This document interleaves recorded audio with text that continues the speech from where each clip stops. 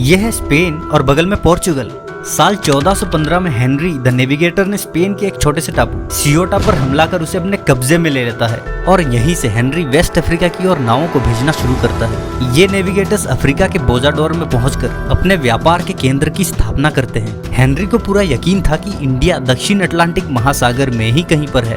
इसके कई सालों बाद 3 अगस्त 1492 में कोलंबस इंडिया को ढूंढने स्पेन से निकल पड़ता है और अपने साथ 90 आदमियों 3 जहाजों के दलों के साथ अटलांटिक महासागर से होते हुए इंडिया की ओर बढ़ता है और बढ़ते बढ़ते कोलंबस रास्ता भटक जाता है।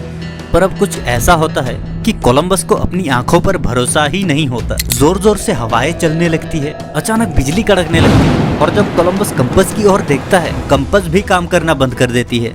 और ये जो जगह थी इसे हम आज बरमुडा ट्रायंगल के नाम से जानते हैं। इसके बाद कोलंबस बहामास के एक द्वीप तक जा पहुंचता है और इस तरह कोलंबस 12 अक्टूबर 1492 में एक नई दुनिया अमेरिका की खोज करता है।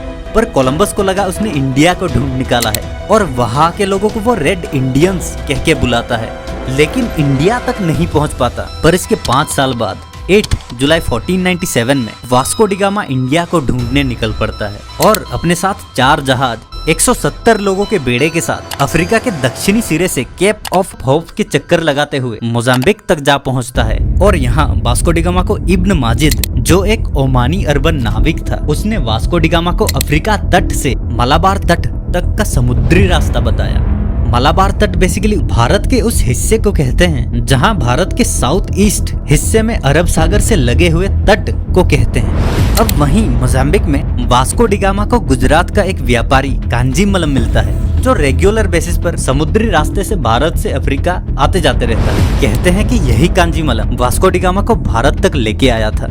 अब 20 मई 1498 में वास्को डी गामा कालीकाट बंदरगाह तक पहुंचता है, यानी कि आज के कोलिकोंड, जो कि केरल राज्य का एक नगर है। और यहाँ के राजा जमोरिन जो कि मलयालम भाषा में सामुतरी, जो मध्यकालीन केरला के कोंडिकोड क्षेत्र के हिंदू नरेश या राजा की उपाधि हुआ करती थी। और ये जमोरिन शब्द जो है वो संस्कृत के स्वामी और श्री को जोड़कर बनता है।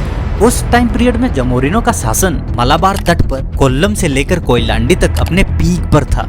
वास्को डी गामा यहाँ राजा जमोरिन को बिजनेस के लिए हामी भरवा लेता है और यहाँ 3 महीने रुकने के बाद पोर्चुगल वापस लौट जाता है। और ये जो हेनरी द नेविगेटर है, Christopher Columbus, Vasco D gamma है, ये लोग इंडिया को ढूंढने तो निकले थे, पर भारत का नाम इंडिया है ये पता कैसे चला?